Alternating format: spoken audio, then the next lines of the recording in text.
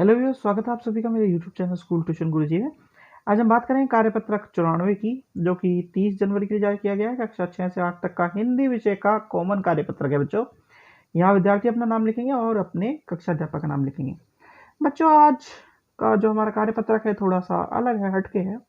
इसमें हम बात कर रहे हैं अपने संसद की, अपने संविधान की, क्योंकि अभी हमने अपने गणतंत्र दिवस को मनाया है 26 जनवरी को, और बात इससे जुड़ी हुई करना एक अच्छी बात है और एक समझने वाली बात है, क्योंकि हमारे जो पूर्वज हैं, हमारे बहुत सारे नेता हैं, उन लोगों ने बड़ी मेहनत से आज़ादी को प्राप्त किया और हमारे राज्य को एक गणराज्य का दर्जा दिलाया है।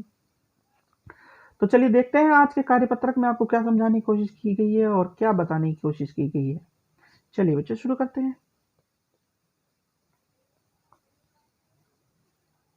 बच्चों, प्रश्न 1 दिया गया है, नीचे दिए गए चित्र में क्या क्या और कौन कौन है, उनके नाम लिखिए और इन्हीं में से किन्हीं 3 के बारे में एक एक वाक्य लिखिए।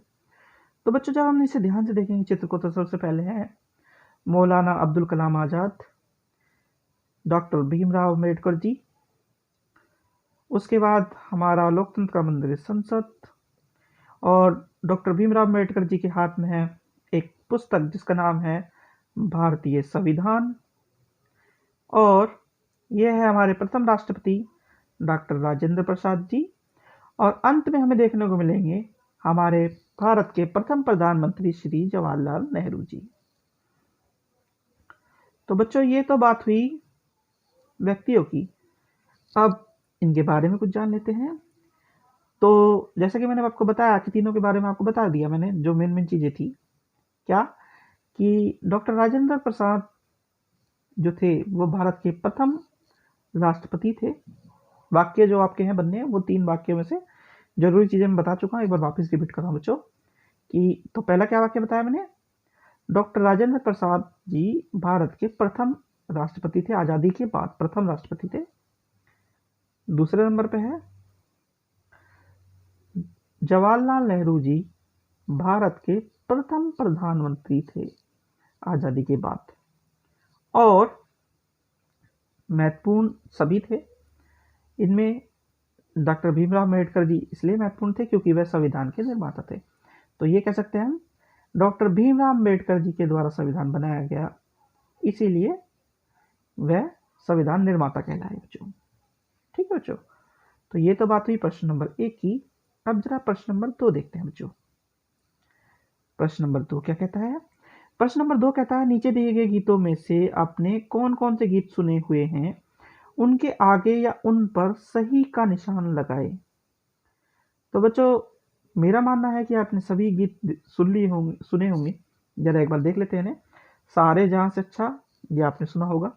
ए मेरे वतन के लोगों, ये भी आपने सुना होगा 26 जनवरी में। मेरा रंग दे बसंती चोला, ये तो आपने अपने स्कूलों में भी कई बार प्रोग्राम में सुना होगा बच्चों। उसके बाद अब तुम्हारे हवाले वतन साथियों, ये देश है वीर जवानों का, ये और ए मेरे वतन, ये मेरे प्यारे वतन। तो मेरा मानना यह है कि आपने सारे गाने सुने होंगे, और अधिकांश बच्चे, हमारे बच्चे बहुत अच्छे हैं, अलग अलग प्रोग्राम में पार्टिसिपेट करते रहते हैं, तो इसी वजह से उन्होंने ये सारे गाने सुने होंगे, कहीं ना कहीं सुने हैं। कुछ स्कूल में, कुछ घर के पास में, कुछ अलग अलग प्रोग्राम्स में, देशभक्ति के प्रोग्राम जिनमें वो भाग लेते हैं। चलिए बच्चों, आगे बढ़ते हैं। अच्छा, अब प्रश्न नंबर 3 क्या कहता है बच्चों? प्रश्न नंबर 3 कहता है, ये सभी गीत किससे जुड़े हैं? नीचे दिए गए विकल्पों में से सही विकल्प के सामने तिरंगे का छोटा सा चित्र बनाइए।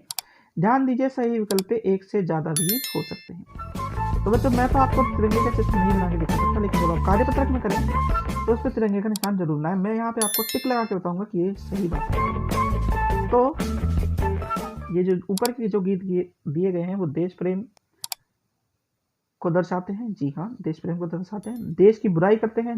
बिल्कुल नहीं, देश की बुराई नहीं करते हैं। बेईमानी के बारे में बताते हैं? नहीं, बिल्कुल नहीं बताते। भारत के बारे में बताते हैं? हाँ, हमारे देश के बारे में बताते हैं, भारत के बारे में बताते हैं। चोरी के बारे में बताते हैं? बिल्कुल नहीं बताते चोरी के बारे में। देशभक्ति के बारे में बताते हैं? हाँ, ये देशभक्ति की भावना को उत्प्रेरित करते हैं, तो इसलिए राइट। अब प्रश्न नंबर 4 क्या कहता है बच्चों? प्रश्न नंबर 4 कहता है, क्या सिर्फ देशभक्ति गीत गाना या सुनना ही अपने देश से प्रेम करना है? तो हम देशभक्ति की भावना को एक गाने सुनना या गाने में पिरो के नहीं रख सकते, ये बहुत बड़ी भावना होती है बच्चों। तो अगर संक्षेप में कहें तो इसे हम कहेंगे कि खाली इसे सुनना या गाना देशभक्ति नहीं कहला सकता, क्योंकि देशभक्ति की भावना बहुत बड़ी है और शायद हमारे जो नेता हैं वो इसको अच्छी तरीके से बता पाए। नेता कौन से? जिन्होंने हमें आज़ादी दिलाई, यानी स्वतंत्रता सेनानी हमारे।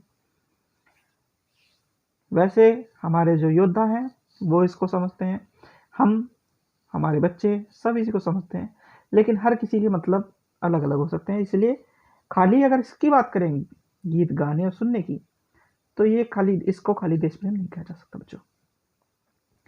प्रश्न नंबर 5 है, यदि हम अपने देश से प्रेम करते हैं तो अपने देश के लिए क्या क्या करना चाहिए, कौन कौन से काम हम अपने देश के लिए हर दिन कर सकते हैं। तो बच्चों अगर हम वाकई अपने देश से प्रेम करते हैं तो बहुत छोटे छोटे कार्य हैं हम जो कर सकते हैं।